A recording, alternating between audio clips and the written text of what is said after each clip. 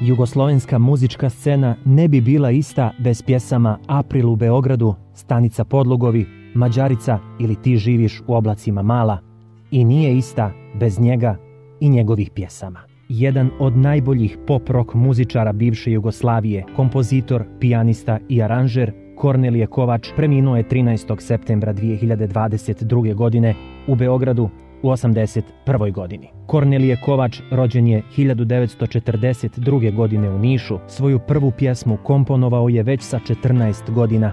Bila je to kompozicija Pusti trotoari. Prvi javni nastup imao je u Subotičkoj gimnaziji, koju je i pohađao. Obrazovao se na Muzičkoj akademiji u Sarajevu, a profesionalnu muzičku karijeru započeo 1961. godine. Iste godine osniva svoj prvi sastav BKB, koji je u to vrijeme postao poštovani jazz trio. Nakon 2 godine, 1963.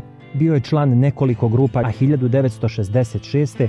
pridružuje se kultnom sarajevskom bendu Indeksima. 1968. godine preselio se u Beograd, gdje je osnovao Korni grupu, koja je 1974. godine predstavljala Jugoslaviju na Euroviziji. Grupa se raspala nakon 7 godina, a Kornelije je nastavio pisati za najzvučnija imena tadašnje jugoslovenske muzičke scene. Posebno su se istakle pjesme za Zdravka Čolića. Radio je i na internacionalnom nivou. Dugo je radio u Velikoj Britaniji i Španiji. Pisao je muziku za pozorište, filmove i televiziju. Kako rekosmo, preminuo je 13. septembra 2022. godine u Beogradu u 81. godini.